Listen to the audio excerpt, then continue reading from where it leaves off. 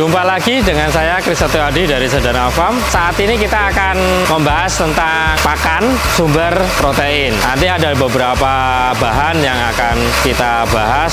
Pakan sumber protein itu apa aja sih? Terus apa aja sih kegunaannya? Kenapa dibutuhkan? Apakah pakan itu hanya butuh sumber protein saja atau butuh sumber pakan yang lain seperti sumber serat, sumber energi, dan sumber lemak?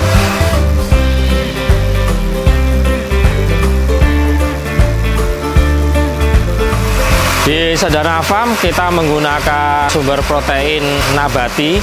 Jadi kita ada SBM atau bungkil kedelai, terus ada juga DDGS, ada juga CGF, bungkil kopra juga ada, dan kita juga pakai ampas bir.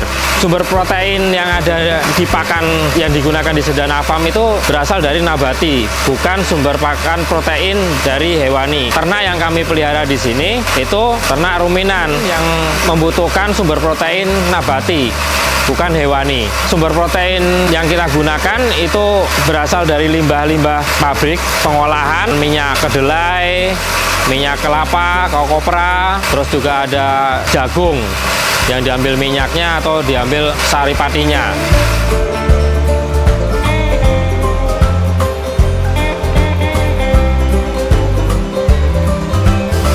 Kandungan protein, bahan-bahan sumber protein yang kita gunakan, SBM itu sumber proteinnya di sekitar 40%, DDGS sekitar di 26 sampai 30% ke atas.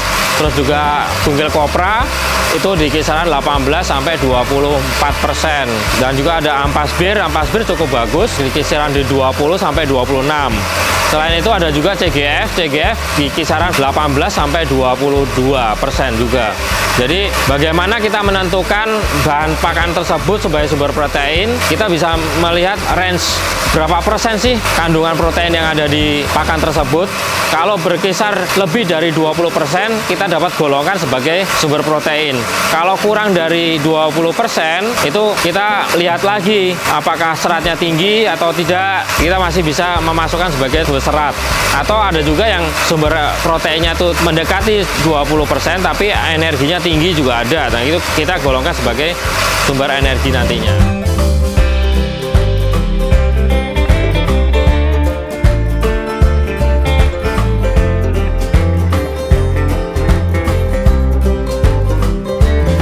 Kenapa sih kita butuh pakan sumber protein?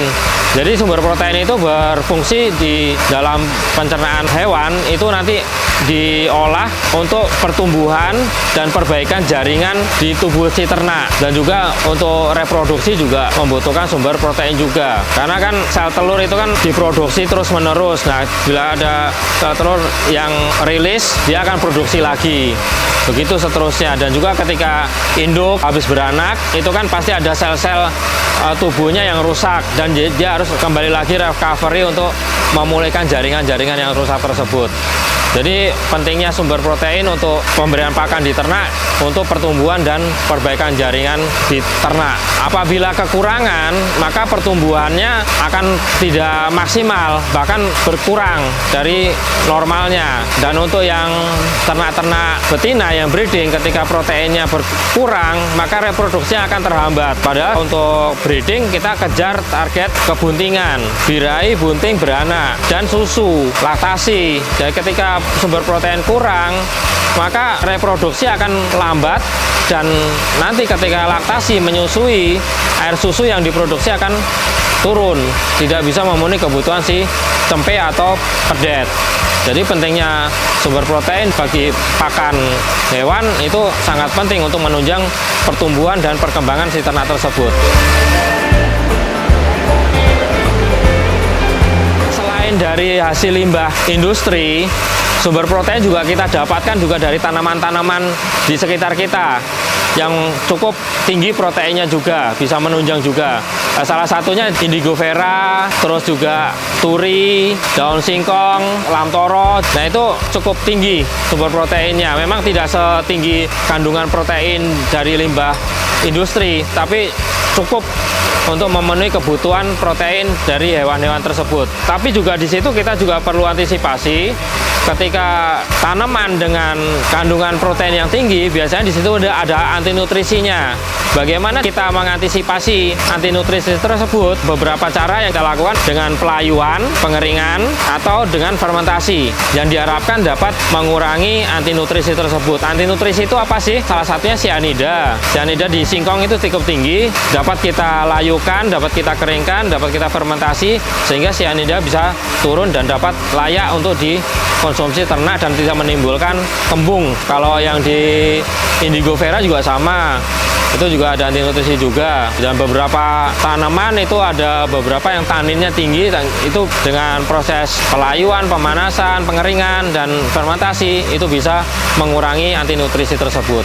Jadi jangan pesimis atau jangan, wah di tempat saya SBM nggak ada, CGF nggak ada, DDGS nggak ada, Ampasbir nggak ada. Jangan takut, kita bisa memanfaatkan dari sekitar. Oh ya, jagung juga bisa. Kalau untuk ruminan, jagung kita giling tepung. Jadi jagung bisa sebagai sumber protein juga bisa, sebagai sumber energi juga bisa. Jadi jangan takut, bahan-bahan yang kita list itu tidak ada, kita bisa memanfaatkan sekitar. Yang penting kita mengenali apa aja sih tanaman yang ada di sekitar kita, apa aja sih kandungannya, dan ternak kita terpenuhi kandungan nutrisinya yang dia butuhkan, sehingga ternak bisa berkembang dengan baik.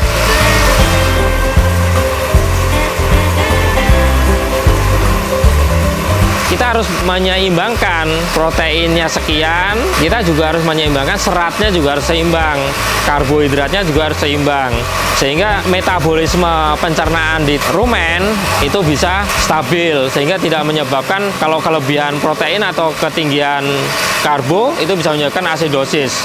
Asidosis nanti akan larinya ke sistem pencernaan, yang salah satunya ya ciri-cirinya kohenya cenderung lembek, dan nanti bisa juga mengakibatkan kuku kaki sakit atau lunak, kukunya lunak. Itu juga salah satu akibat dari ketinggian persentase protein di pakan atau karbohidrat di pakan. Jadi kita harus benar-benar memperhitungkan pakan ini seimbang, jangan ketinggian, jangan terlalu rendah. Jadi kita harus menyeimbangkan semuanya. Jadi semoga peternak bisa memilih pakan dengan bijak sesuai dengan kebutuhan si ternak tersebut, sehingga dapat berkembang dengan baik sesuai dengan apa yang peternak inginkan.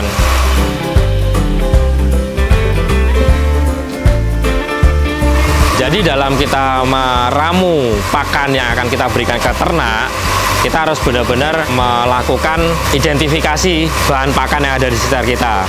Mana yang sumber protein, mana yang sumber karbo, mana yang sumber serat, dan mana yang bisa dapat kita dapatkan sepanjang waktu dengan harga yang tidak terlalu mahal. Dan setelah kita mengidentifikasi bahan pakan yang ada di sekitar kita, kita juga memperhitungkan berapa sih kebutuhan ternak ketika fattening, ketika itu masa cempe, ketika masa laktasi, dan ketika masa kebuntingan. Kita harus memperhitungkan benar-benar sehingga ternak dapat asupan sumber protein, sumber karbo, sumber serat itu dengan seimbang, tidak jomplang. Dalam artian nggak ketinggian proteinnya, tidak ketinggian karbohidratnya atau energinya, tidak ketinggian serat.